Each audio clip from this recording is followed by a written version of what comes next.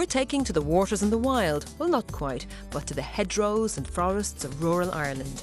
We hear how farmers are learning skills to improve the conditions of ditches and hedgerows around the country. We see how a conservation project to support the Irish red squirrel is getting on. And from Cork, we report on a tree measuring device that is in worldwide demand. You're welcome to the programme. This evening we're focusing on country matters, including wildlife, forestry and the great outdoors. And we begin with the humble hedge. Now, it's not something that we necessarily think about as we drive along the roads of rural Ireland. But sometime, many, many years ago, someone had to set and lay the ditch. And ever since then, farmers have had to maintain them. Now, there are skills associated with this work.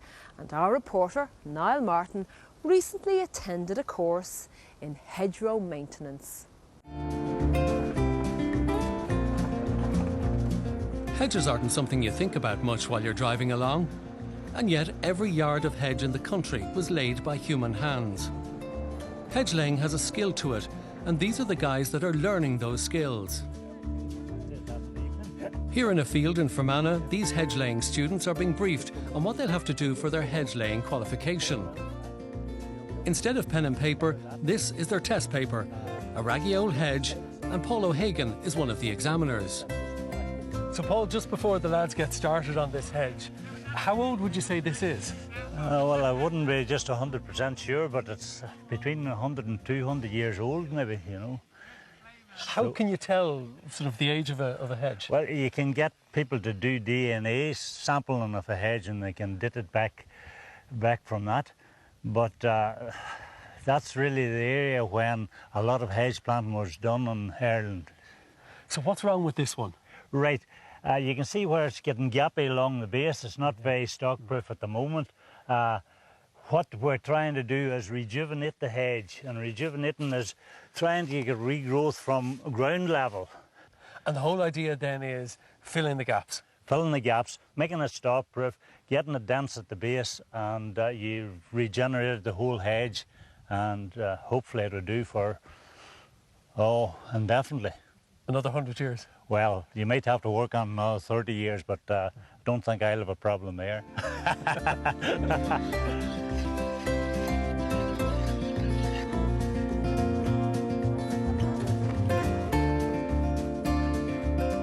For the test, each person must lay 6 metres of hedge today. That means deciding what to snip away and what to keep.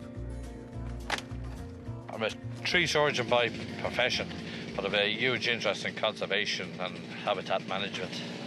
And the hedges are used for as wildlife corridors for a lot of the small animals and mammals and birds nested, and pheasants, partridges and all that type of thing use it. It can prolong the life of the hedge by years and years and years. You know, that's sort of a way for generations to come.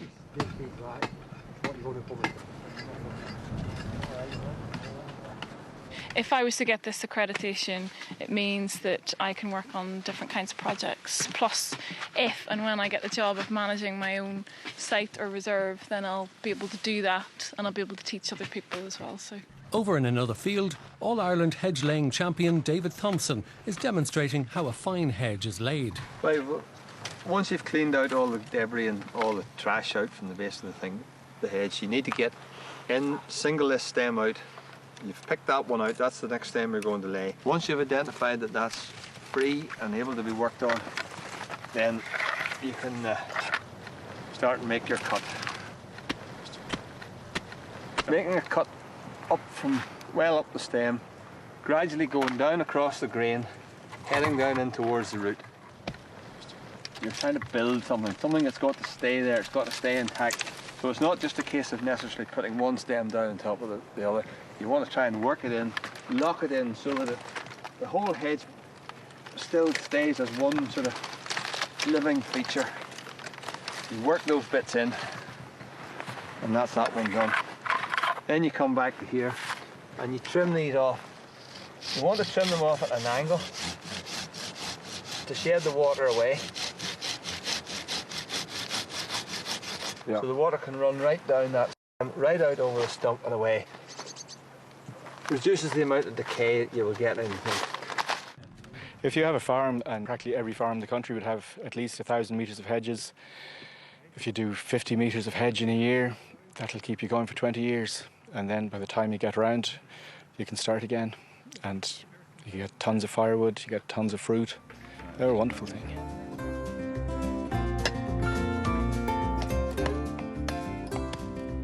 Back up on the hill, the students are making steady progress. But sometimes there's an oops moment.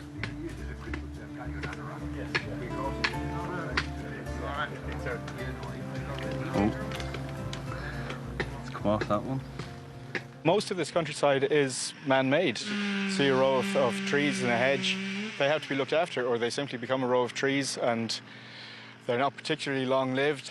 After 200 years or so, that will just die off. And if they're looked after properly, a hedgerow can last, well, there seems to be no limit, actually.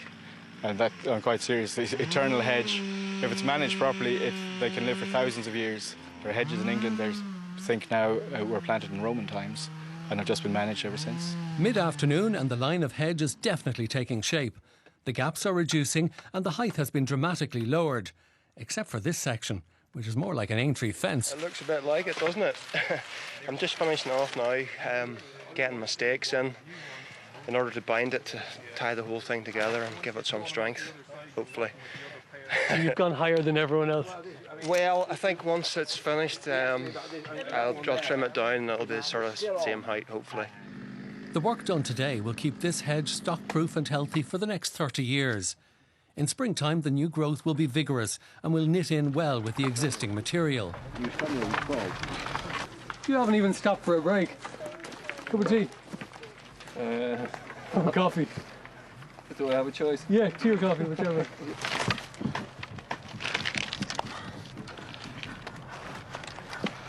It's a bit like plaiting hair. I'd rather do a blonde hair now. At 4 o'clock, everyone is told to put down their tools. Right, it's 1 minute past for me, so I think we got called a day. And now it's time for judging.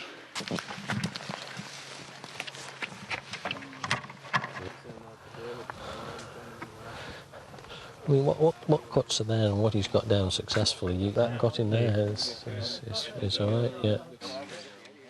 The judges examine every detail. Well, thanks everybody for coming. I hope you had at least an interesting and enjoyable day. Most of you have had your results. There are people here who've made it through and have got the ticket. There's a few of you that haven't. But to those of you that have passed, very well done, and hopefully keep up. This is just the first step. I think that's the one way to see it. This doesn't mean you're a master hedge layer, but it's a first step and you can go on improving. To those of you that haven't quite come up to the mark today, a little bit more work and I'm sure you can get there. There's nobody that's a million miles away. And isn't it great to see those skills being passed on in County Fermanagh? Now, pioneering conservation wildlife work has recently been undertaken by Dún Laoghaire-Rathdown County Council and the National Parks and Wildlife Service. And it has seen the transfer and relocation of red squirrels to areas where their numbers are so low they're in danger of extinction. Now, I've been following this conservation work and our story starts in County Wexford.